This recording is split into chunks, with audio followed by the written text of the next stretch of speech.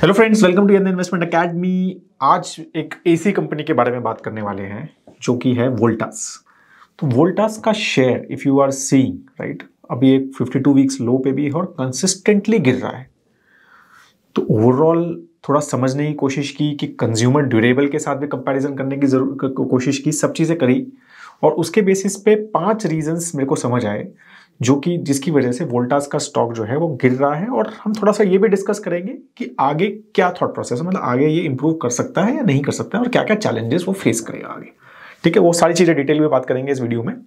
उससे पहले जस्ट आपको बता रहा हूँ कि 40% डिस्काउंट अभी भी ऑन है। विंटर कूपन कोड चल रहा है, जबकि मैंने हाफ स्लीव्स पहना हुआ है, बट वैसे काफ़ी जगह पर ठंड हो गई है। विंटर कूपन कोड चल रहा है, 40% discount on our model portfolios, Stockometer and Fundometer पे आप यूज़ कर सकते हैं। साथ में अगर आप ये कूपन कोड यूज़ करते हैं तो आपको एक विंटर जैकेट, हमारी जो हुडी है, that you will get completely complimentary. तो वो बहुत इंटरेस्टिंग है, बहुत अच्छी है। तो आप वो क्या कहते हैं, कम्प्लीटली आपको कॉम्प्लीमेंट्री मिलेगी अगर आप उसको अभी यूज़ करते हैं तो अब बात करेंगे हम वोल्टास की। तो वोल्टास एक, आपको पता है, टाटा की कंपनी है।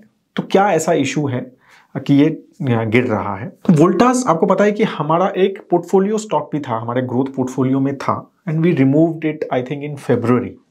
ठीक है, और काफ़ी मतलब ऑब्वियसली उस पर डिस्कशन हुआ क्यों हमने किया, और हमने काफ़ी सारे उसके रीजंस उस टाइम दिए थे।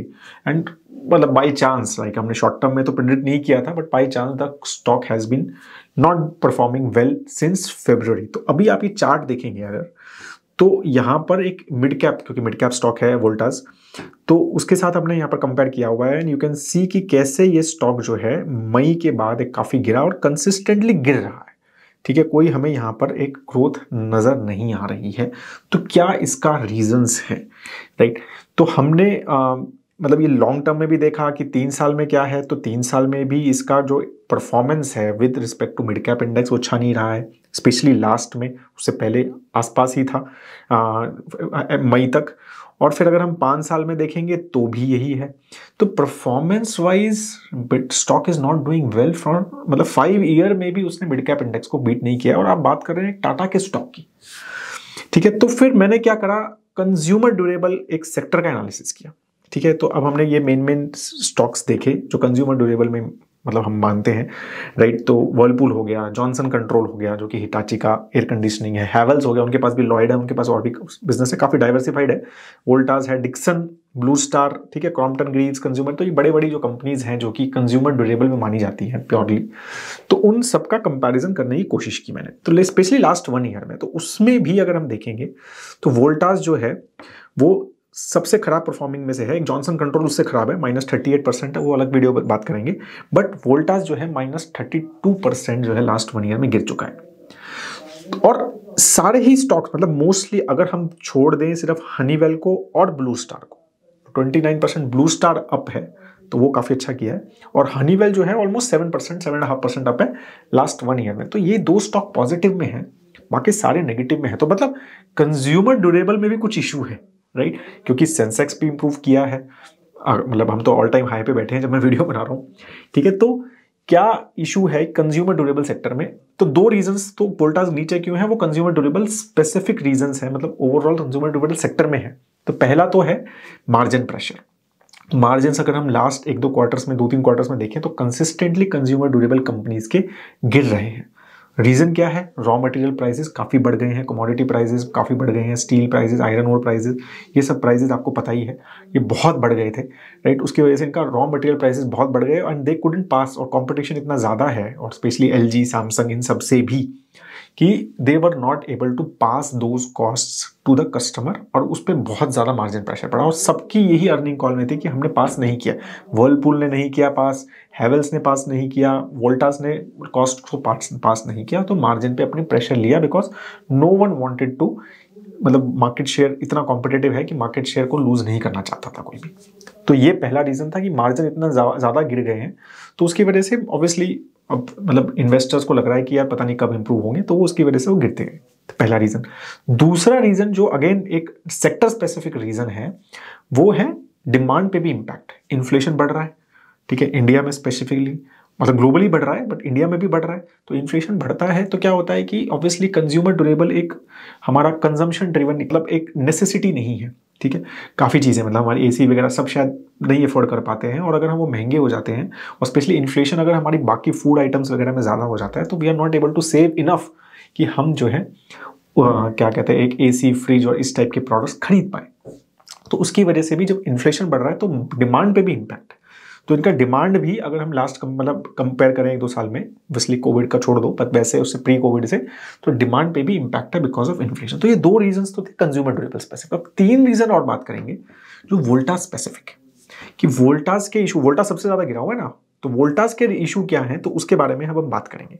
तो पहला रीजन तो है वोल्टास का एक बिजनेस जो कि ऑलमोस्ट 30% उनकी रेवेन्यू देता है, वो है इलेक्ट्रोमैकेनिकल प्रोजेक्ट डिवीजन है उनका एक, ठीक है। ये एक B2B बिजनेस है जो आपको शायद काफी लोगों को पता भी नहीं होगा कि वोल्टास है वैसे तो एसी कंपनी है, एसी ही बनाती है मेजरली, और 60% रेवेन्यू लेकिन वहां से आता है। 30% ऐसा भी बिजनेस है जो B2B इलेक्ट्रोमैकेनिकल प्रोजेक्ट्स करते हैं, वो बड़े बड़े इलेक्ट्रिफिकेशन, रूरल इलेक्ट्रिफिकेशन के प्रोजेक्ट्स करते हैं, अर्बन इंफ्रा प्रोजेक्ट्स करते हैं, HVAC के प्रोजेक्ट्स करते हैं, मतलब बड़े बड़े इलेक्ट्रोमैकेनिकल प्रोजेक्ट्स करते हैं।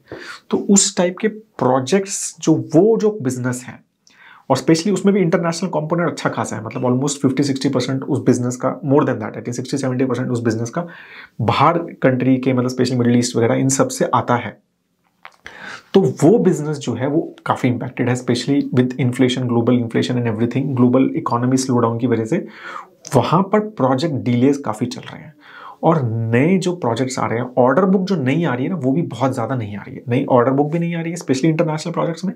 और दूसरा जो है प्रोजेक्ट स्लो भी हो रहे हैं, डिलीवरी भी स्लो हो रही है, तो वो एक बड़ा इंपैक्ट है उनका। तो ये वोल्टा स्पेसिफिक इंपैक्ट है। अब ये तो कंज्यूमर ड्यूरेबल से कुछ मतलब नहीं है क्योंकि वो कंज्यूमर ड्यूरेबल बिजनेस ही नहीं है, वो बिल्कुल डिफरेंट बिजनेस है उनका। 30-35% मतलब 2 बिजनेसेस हैं तो ऑलमोस्ट 40% उनका बिजनेस वहां से आता है, ठीक है। तो ये एक रीजन, थर्ड रीजन हो गया।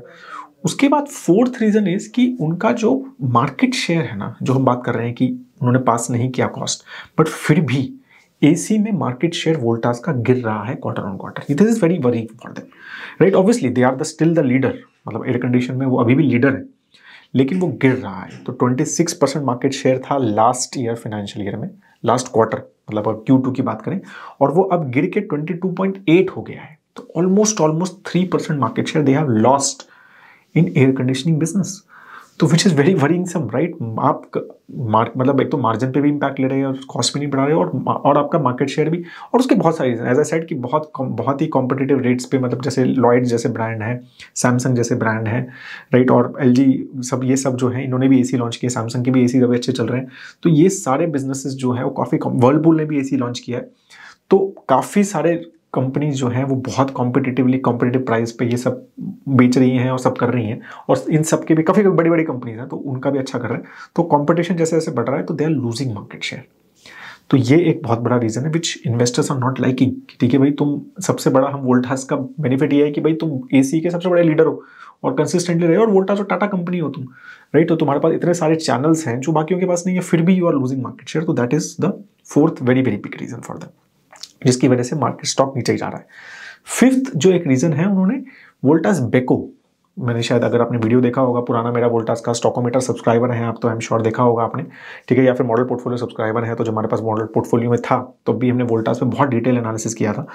तो वोल्टास बेको करके एक ब्रांड उन्होंने लॉन्च किया था जिसमें उन्होंने फ्रिज, मतलब रेफ्रिजरेटर एंड वॉशिंग मशीन्स और ये सारे प्रोडक्ट्स भी लॉन्च किए थे। Otherwise Voltas is AC company, you know that. तो वो बिजनेस बहुत ही नीश बिजनेस है, बहुत स्मॉल बिजनेस है, अभी उनका हार्डली कुछ परसेंटेज रेवेन्यू दे रहा है वो उनको, but that by volume is also not growing, ठीक है ना। तो मतलब अब ऐसा बिजनेस जो इतना छोटा है as compare to Samsung, Whirlpool and all these folks, ठीक है, तो वो भी अगर ग्रो नहीं कर रहा तो वो वॉल्यूम वाइज वो भी ग्रो नहीं कर रहा है उनका, ठीक है। So they are changing the strategy, they are trying different things in that, but that is also not growing. तो that is a fifth reason but जिसमें वजह से वोल्टास का स्टॉक जो है नीचे जा रहा है। अब आगे क्या फ्यूचर है, ऐसे ही चलेगा क्या? देखो, मेजर प्रॉब्लम अभी भी इलेक्ट्रोमैकेनिकल उनका प्रोजेक्ट्स डिवीजन है, वो ग्लोबल डिमांड पे भी डिपेंडेंट है और काफी एक कॉम्पिटिटिव है और बहुत डिफरेंट बिजनेस है वो, राइट।